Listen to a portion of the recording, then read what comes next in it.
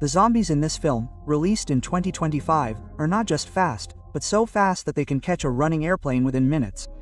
Not only this, some zombies have also become a little smart. They can find the enemy thousands of miles away with their sense of smell and can also break the strong fort built by humans. Now let's not talk much. Let's start the film. A little boy is watching cartoons at home when suddenly the TV signal goes off and an important news starts coming on the screen. The news tells that an unknown virus has spread all over the world, due to which infected people turn into terrible zombies within a few minutes.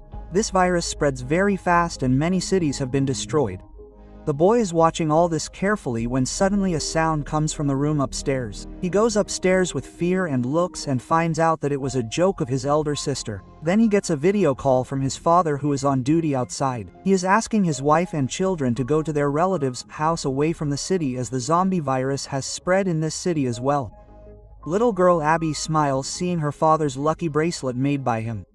On the other hand, the mother has packed the luggage. There are continuous screams coming from outside, so she does not waste a single moment and leaves the house with her 2 children. As soon as they are about to sit in the car, suddenly a zombie catches the mother. Abby immediately hides under the car and sees with her own eyes her younger brother dying at the hands of the zombie. The little girl is trembling with fear and then sees that her mother has also turned into a lifeless zombie and is moving towards her. At that very moment, the sound of some bullets is heard and an uncle comes like an angel and saves Abby. Later he asks the girl to close her ears and also shoots her younger brother, who has turned into a zombie. Now 10 years have passed, and due to the zombie virus, human civilization has been completely destroyed. The cities that once looked magnificent have now become ruins. The little girl Abby has now grown up and Uncle Cassius has trained her to become a jungle warrior. Having lived in the jungle for so many years, Abby has a great desire to live with people. Her biggest wish is to find a human settlement where she can live. However, the best place for Cassius is a deserted island far from land. Then in the dark of the night, Cassius wakes up to the sound of an alarm outside. He cautiously comes out of his tent and looks around, and a zombie attacks him from the darkness. But Cassius kills it by firing continuously. Both of them are very sad because zombies like to live in groups and there must be more zombies around. So before morning, they pack their things and prepare to leave from there. Then their horses start neighing on the way. Cassius understands that danger is near. Both of them look around and see a jeep surrounded by zombies in the distance. Cassius does not want to pay attention at first, but Abby shoots without saying anything. So, out of compulsion, they have to kill the remaining zombies as well. Then both of them go near the jeep and start taking the necessary things from there. Cassius takes the shoes of the dead man, and as soon as he wears them, he hears the voice of the walkie-talkie from inside the car. It is revealed that the dead people have more companions. Cassius wants to leave from there immediately, but the next moment some SUVs come fast and many armed people surround them. Some people find the shoes that Cassius has taken off, which makes them think that he has killed their companions. When the tension is increasing on both sides, then a pregnant woman gets out of the car and asks her companions to leave Abby and Cassius. Then the black horse warns again, and the next moment the sound of roaring comes from the distant forest. A lot of zombies start moving towards the valley walls from all sides like a flood. People do not have time to run away, so they take out their weapons and fight there. A female zombie had the power of thinking and she was watching her companions fighting. The survivors have no place to hide and soon their number starts decreasing. A strong man unfortunately becomes a victim of zombie bite. He wants to shoot himself but runs out of bullets. Then Abby grabs a pregnant woman and puts her in the jeep. Cassius fights back and kills that sensible female zombie. Then he drives fast and gets out of the zombie herd. A black-faced zombie looks at the dead female zombie as if his wife has died. On the other hand, Cassius saves the pregnant woman and her husband from the zombies and takes them away. On asking, it is revealed that these survivors wanted to go to a safe place named Shippen. Hearing this, Abby is very happy because this is the place she always wanted to go. After deciding the direction, Cassius is about to drive when the car breaks down on the way. The pregnant woman's husband gets down and introduces himself. His name is David and he is a mechanic, but due to lack of parts, he will not be able to repair the car. Helplessly, Cassius and the others decide to proceed on foot. They move straight ahead on the mountain path and soon reach the town of Abby's birthplace. Here tall buildings are still standing, but there is a deathly silence all around. Cassius finds a building with an open space and decides to spend the night there. There is no danger around. After making sure that there is no danger around, they light a fire and cook food. Abby is very curious about the place named Shippen. The pregnant woman had already contacted them through the wireless. As the name suggests, Shiptown is made by joining many big ships. It is not connected to the land, so it is very safe. There is also plenty of water and food here. So this is a dream place for survivors. Abby's eyes light up after hearing all this. But Cassius is not interested in this. He has no time to spare. He wants to put up more warning signs and bomb traps outside. After everything is in order, Cassius tells him his further plan. He will take Megan and her husband some distance. After that, both of them will go their separate ways because his target is the port located in the other direction. Abby is also very upset and secretly goes to Cassius and argues with him why he is not going with them to Shiptown. Cassius very wisely says that where there are more people, there is more danger. But Abby does not understand human evil and Cassius at all. She quarrels a lot with Cassius and then goes upstairs to spend the night alone. However, both of them do not know that the black-faced zombie has found them by sniffing their abandoned car. It seems that the zombie leader is determined to take on Cassius. The next morning, Abby is looking at her childhood photos when suddenly she hears a rustling sound from the trees below. She understands that zombies have come inside and is about to run down to warn everyone.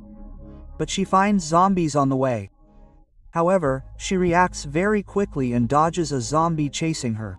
But in this process, she loses her balance. Then Cassius appears again and once again saves her from danger. After a while, the black-faced zombie reaches there with his companions. But they get trapped in a trap laid in advance. Cassius understands that a group of zombies is after him after hearing the sound of the explosion. Then suddenly Abby remembers that there is a small airport a little distance away. In her childhood, her father often took her there for a walk. Maybe there are some airplanes left there. This will save many days of travel for everyone. Although Cassius does not have much hope, but on Abby's repeated requests, he agrees to go there. After walking a short distance, they see the small airport that Abby was talking about. But to everyone's disappointment, it is all empty. Not a single airplane is in sight. Abby doesn't give up though. She remembers that her father bought a private hangar which now looks like a small mound and is very hidden. After opening the door the old-fashioned way, her father's small airplane is indeed parked there. Abby smiles happily. She has finally proven herself right to Cassius. However, this airplane has not been used for a long time. So Mechanic David says that it needs to be fixed and Cassius and Abby take guard in a tall building far away. They have not even settled down properly when they see a lot of zombies coming towards them. Cassius immediately runs and tells Megan and her husband that they have to take off in 3 minutes, even though David has not completed the repairs.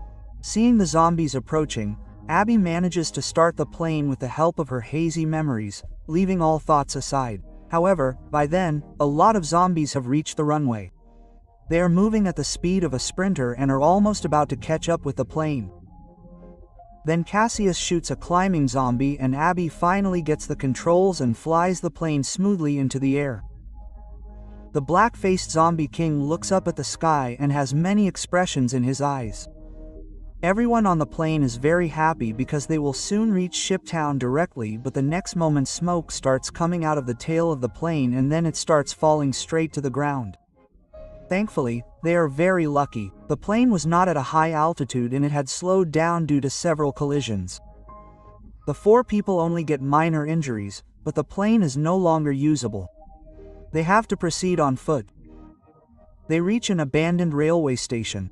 After making sure that there are no zombies around, Cassius decides to spend the night there. The port and Shiptown are on the other side of the mountain. The 4 of them can walk together for some distance. After seeing his pregnant wife, David goes alone to a compartment. He lifts up his pant leg and shows a horrible mark. Actually, he was bitten by a zombie a few days ago. David knows that he will soon become a zombie, so he wants to shoot himself. But thinking about his future wife, he gives up this idea. The next morning, Cassius finds something strange in David. Seeing the opportunity, he lifts up his pant leg and sees the mark of a zombie bite. However, Abby, who is walking ahead, is telling him to hurry up, so he gives up the idea of killing David right there. While walking, it becomes night and suddenly they see a farmhouse ahead. Cassius quietly takes out his gun and moves forward. Then suddenly a warning sound comes from the speaker on the door. On confirming that there is someone inside, Abby calmly moves forward and says that she has no bad intentions. When they come to know that there is a pregnant woman with them, the doubt of the house owner is dispelled.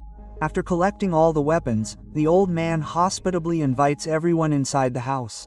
They had installed solar power and a rainwater filtration system here. Abby is finally able to take a hot bath. After eating a delicious dinner, Cassius charges his laptop. It has photos of him with his wife, one of which is from the time when his wife was pregnant. After looking at the photos, Cassius goes to Megan and says that he has changed his mind. He will first take her to Shiptown. Then he will look for the port with Abby. Then the owner of the house gives everyone alcohol, and after so many days everyone gets a chance to sit comfortably and talk. But while talking, they feel something is wrong. The owner of the house says that zombies are the next stage of human evolution. They are the greatest predators. Therefore, they should rule the earth. Just like humans had earlier hunted other animals out of greed. Everyone is shocked to hear this. Only David feels worse and he goes to the bathroom. The virus has completely spread in his body. When David comes back to the hall, he sees that Cassius and the others are lying unconscious. The owner of the house immediately presses the button of a device he is holding in his hand.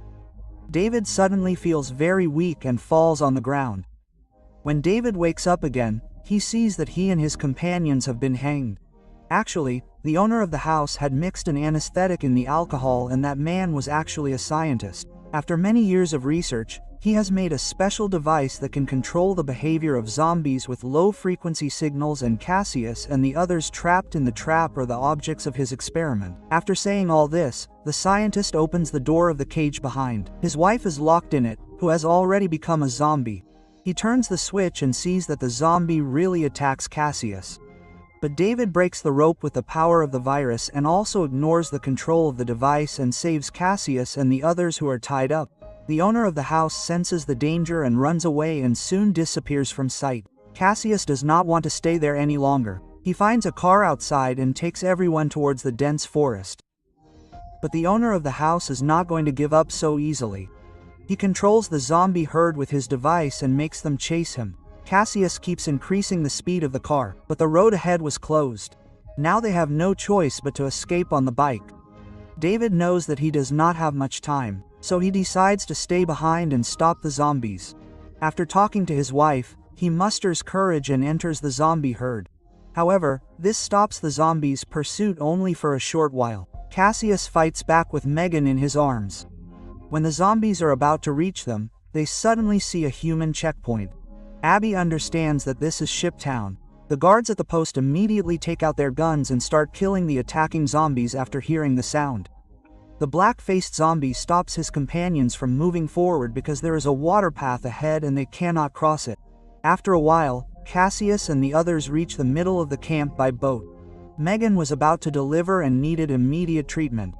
The good thing is that there is a doctor and hospital facility here. The next morning, both of them see the full view of this camp. A huge platform has been built away from the land by joining several large ships, and Cassius finally meets the in charge of the camp. He welcomes both of them to stay here. But it is necessary to follow some rules. Cassius turns away from there without thinking anything. He feels that it is better to live on a deserted island. But Abby has decided to stay here. She has a great desire to live with her peers.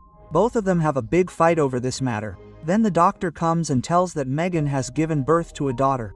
But due to excessive bleeding, she may not be able to live much longer. Cassius is saddened and immediately runs to the hospital room. Megan has become very weak and she wants to hand over her newborn daughter to Cassius and wants her to grow up like Abby.